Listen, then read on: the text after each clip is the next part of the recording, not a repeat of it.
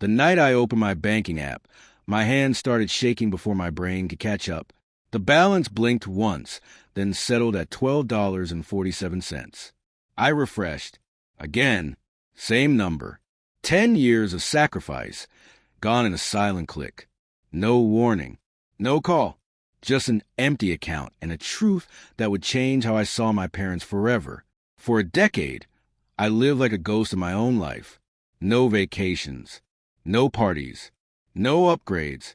While friends posted beach photos and new cars, I worked overtime, skipped meals, and sent every spare dollar into one account with one dream attached to it.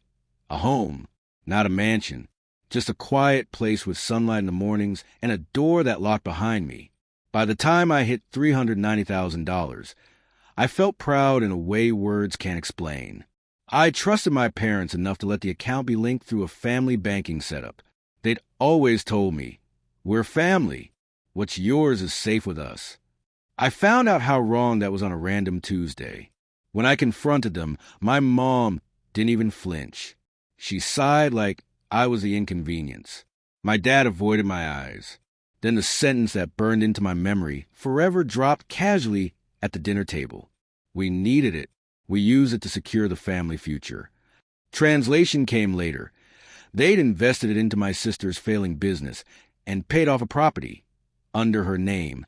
No contracts, no permission, no intention of paying me back anytime soon.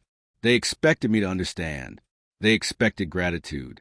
My sister smiled and said, "You're single. You can rebuild. This helps everyone." Something inside me went very quiet. I didn't yell.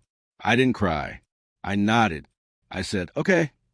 And that terrified them more than anger ever could have. What they didn't know was that my savings weren't the only thing I'd built quietly. Years earlier, after a coworker's warning, I'd set up a personal financial firewall, legal protections, documentation trails, and a private consultation with an attorney I kept on retainer just in case. That case had arrived. Over the next few weeks, I gathered evidence. Bank logs, authorization records, messages where my parents admitted they moved the money. I kept showing up to family dinners, smiling, listening to plans being made with my stolen future. They talked about renovations, about expanding the business, about how family always pulls together. Then I made one phone call. The lawsuit hit them like a lightning strike. Not just civil recovery, financial abuse, unauthorized transfer, breach of fiduciary duty. Because of how the account was structured, the law was very clear. Family doesn't erase consent. My parents panicked. My sister cried. They begged me to withdraw it. They promised repayment, eventually. But the system they used against me didn't care about tears. Assets were frozen. The property was flagged. The business accounts were locked pending investigation. At the mediation meeting, my dad finally looked at me and whispered, "We didn't think you'd do this to us." I met his eyes calmly and said, "You didn't think I'd protect myself."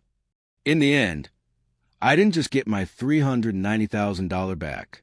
I got interest, penalties, legal fees covered. The property was forced into sale to cover damages. My sister's business folded within months. Turns out it was never stable to begin with. I bought my home alone. On move-in day, I sat on the floor with no furniture and listened to the echo of my own breathing. Peace sounded like that. Quiet, earned, and finally mine. I changed my number. I closed the family account. I stopped confusing blood with trust. People still ask if I regret taking my parents to court.